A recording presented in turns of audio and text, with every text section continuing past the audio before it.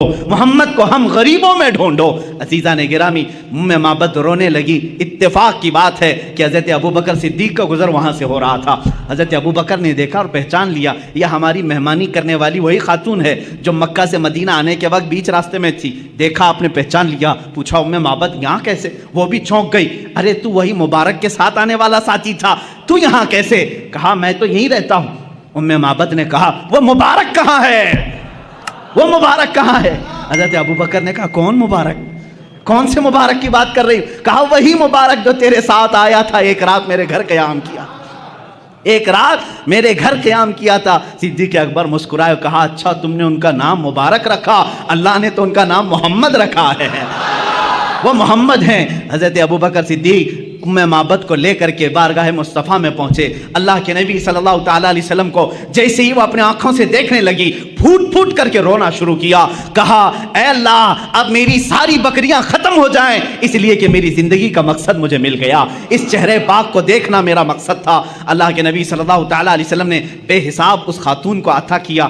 جانتے ہو وہی بوڑھی بکری، وہی ہڈیاں نکالی ہوئی بکری جو دودھ دینے کے لائق نہیں تھی، موت کا انتظار کر رہی تھی، پورے زمانے مصطفیٰ میں پورے محلے کو دودھ دیتی تھی، زمانے ابوبکر صدیق میں دودھ دیتی رہی، زمانے عمر فاروق میں دودھ دیتی رہی، زمانے عثمان ابن عفان میں جا کر کے اس بکری کا انتقال ہوا۔ عزیزان گرامی، یہ تھی میرے مصطفیٰ کریم صلی اللہ تعالیٰ علیہ وسلم کے حسن و جمال کی کیفیت کہ جو ایک بار دیکھ لے وہ زندگی پھر اسی حسن کی یاد میں گزارتے، اسی حسن کی یاد میں گزارتے۔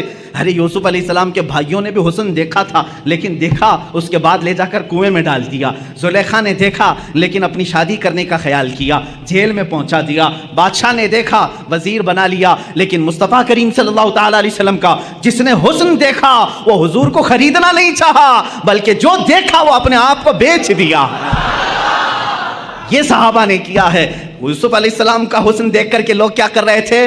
بولی لگا رہے تھے، یہ یوسف کو ہمیں خریدنا ہے، یہ حسین ہے، یہ جمیل ہے، بہت خوبصورت ہے۔ کوئی 100 اشرفیوں کی بولی لگا رہا ہے، کوئی 1000 کی بولی لگا رہا ہے، کوئی 10,000 کی بولی لگا رہا ہے۔ یوسف کو مجھے خریدنا ہے۔ خریدنے والوں کی دوڑ ہے مصر میں، لیکن یہاں مدینے کا بازار ہے، یہاں صدیق اکبر بھی مالدار ہے، عثمان ابن عفان بھی مالدار ہے، عبد الرحمن بن عوف بھی مالدار ہے، ایسا مالدار کہ اس زمانے کے کروڑ پتی نہیں، ارب پتی بھی ان کے مال تک نہیں پہنچتے، لیکن یہ مصطفیٰ کو خریدنے نہیں آئے بلکہ اپنے آپ کو اپنے مال سمیت مصطفیٰ کے بازار میں بیچنے کے لیے آئے ہیں۔ صدیق بھی کہتے ہیں آقا میرے ہر عضو پر، میرے ہر مال پر آپ کا اختیار ہے۔ عثمان بھی کہتے ہیں میرے ہر نفس پر آپ کا اختیار ہے۔